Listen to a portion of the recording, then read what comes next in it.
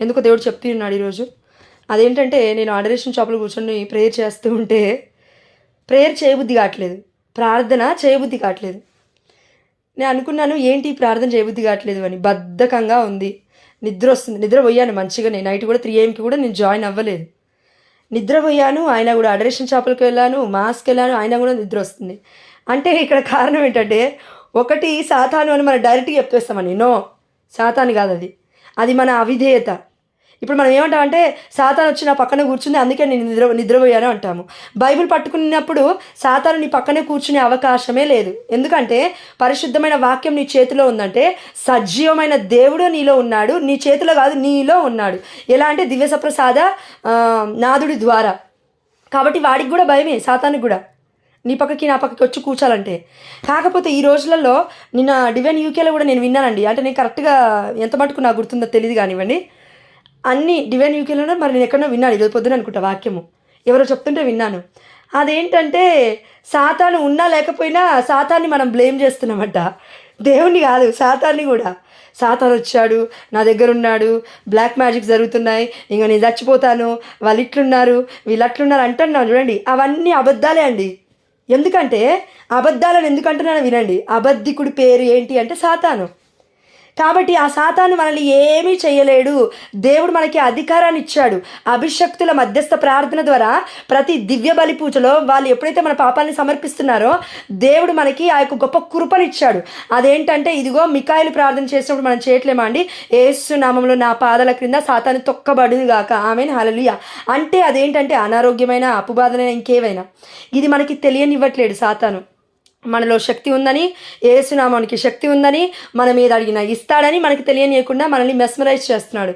దీనికి కారణం 2 అండి. ఒకటి, పరిశుద్ధాత్మను మనం త్రోసిపుచ్చడం ద్వారా ప్రార్థన చేయలేం. మొట్టమొదటిది ప్రార్థన ఎందుకు చేయలేం రోజు అంటే, మొట్టమొదటిది పరిశుద్ధాత్మ దేవుడి యొక్క స్వరం మనకి వినిపించినా కూడా త్రోసిపుచ్చుతాం మనం.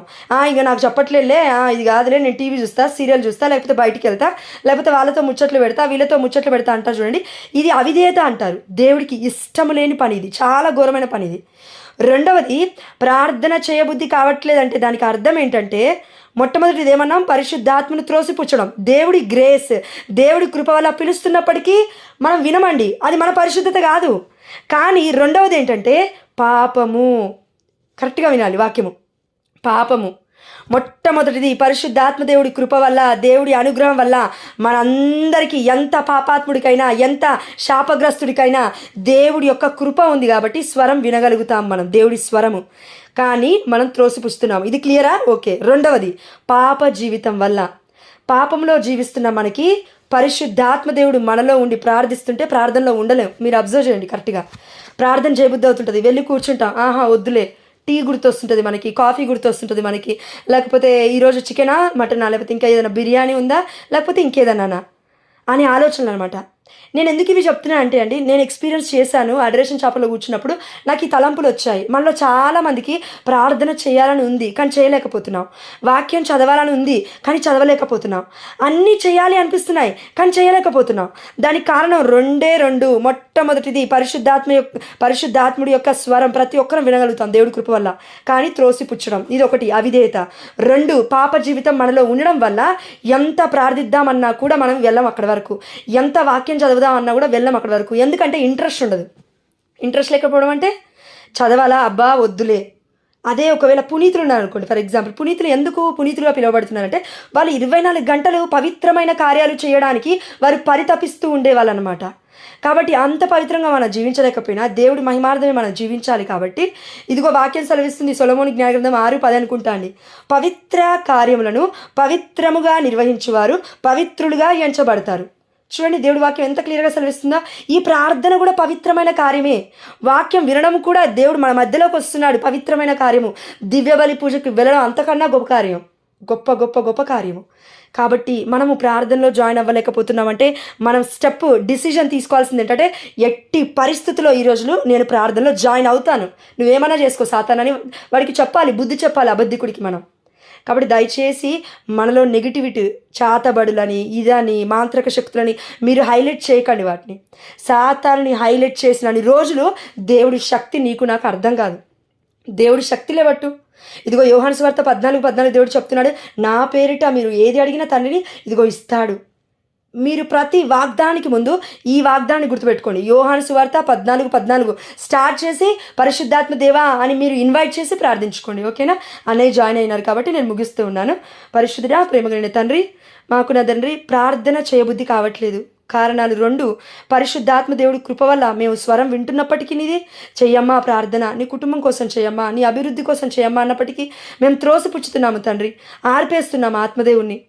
2వది, పాప జీవితం చాలా ఇష్టంగా ఉంది మాకు. అదే పుణ్యకార్యాలు చేయాలంటే చాలా కష్టంగా ఉంది తండ్రి. మా అందరితో ఈరోజు మీరు మాట్లాడాలని విశ్వసిస్తూ, అయా కొంతమంది బిడ్డలకి అనారోగ్యం వచ్చినప్పుడు కూడా ప్రార్థన చేయాలి అనే ఆలోచన వచ్చినప్పటికీ ప్రార్థించలేరు. ఎందుకంటే అనారోగ్యం ఉంది కాబట్టి. అనారోగ్యం అంటేనే సాతాను అనే విషయం మాకు అర్థం కావట్లేదు. అనారోగ్యం ఉన్నప్పుడు మనం కామ్గా కూర్చోవడం కదండి, ప్రార్థనలో ఇన్వాల్వ్ అవ్వాలి. ఒక్కొక్కసారి చూడండి మీరు, దేవుడి కృప వల్ల నాకు గొంతు పోతుంది, ఆయన కూడా నేను ప్రార్థనలో ఉంటాను. చేత కాదు, ఆయన కూడా ఒకరు వేరే వాళ్ళు ప్రార్థిస్తుంటే మన చెవులకి పరిశుద్ధాత్మ దేవుడు వెళ్తుంటాడండి. దేవుడి వాక్యం వెళ్తుంటుంది, దేవుడు మన లోపలికి వెళ్తున్నాడు కాబట్టి స్వస్థత ఆటోమేటిక్గా జరుగుతుంది. పెద్ద పెద్ద పేర్లు పెట్టి స్వస్థతలు జరుగుతున్నాయని ఇక్కడ బ్యానర్లు పెట్టాల్సిన అవసరం లేదు. ఆటోమేటిక్గా ఇప్పుడు సృజన వాక్యం చెప్తుంటే కూడా మనకు స్వస్థతలు జరుగుతుంటాయి. కానీ మనం అబ్జర్వ్ చేయాలి. అది స్పిరిచువల్ హీలింగ్ అంటే ఆధ్యాత్మికమైన స్వస్థత. ఇది చాలా తక్కువ మందికి ఇది అర్థమవుతుందండి. మనం అబ్జర్వ్ చేయాలి, చాలా క్లీన్గా మనకు అర్థమవుతుంది. ఓకేనా? దయచేసి ఈరోజు ఈ అంశాన్ని మాత్రం ధ్యానించుకోండి. ఎందుకు నేను షార్ట్ కట్గా చెప్తున్నా అంటే, మనము 1-2 గంటలు మాట్లాడుకుంటుంటే అంటే నేను చెప్పడం వల్ల మీకు ఉండకపోవచ్చు మనందరికీ. ఎందుకంటే సాతాను అలా చేస్తారు కాబట్టి. ఒక్కటే, ప్రార్థన చేయబుద్ధి కావట్లేదు. ఎందుకు? 1, పాపము నాలో ఉంది. 2, పరిశుద్ధాత్మ దేవుడు చెప్తున్నాడు కానీ నేను వినట్లేదు. కాబట్టి ఈ గ్రేస్ దేవుణ్ణి అడుగుదాం. అయ్యా, మా అందరికీ మీ పరిశుద్ధాత్మ పిలుస్తున్నాడు, మాతో మాట్లాడుతున్నాడు తండ్రి, నువ్వు మాతో మాట్లాడుతున్నావు అనే స్వరాన్ని మేము వినగానే రియాక్ట్ అయ్యే ఆత్మ శక్తితో మమ్మల్ని నింపడిన తండ్రి. అదేవిధంగా పాపపు జీవితం మాకు ఇష్టంగా ఉంది, పుణ్యకార్యాలు మాకు ఇష్టం అనపడట్లేవు తండ్రి. అయ్యా, ఈ పాపాన్ని తండ్రి మీ యొక్క వాక్యం సెలవిస్తుంది. మొదటి యోహాను 1:7 యేసు రక్తము వలన మన పాపాలన్నిటికీ విమోచన కలిగింది. ఆమేన్, హల్లెలూయా. యేసు రక్తము చేత మన పాపాలన్నీ కడగబడ్డాయి. ఆమేన్, హల్లెలూయా.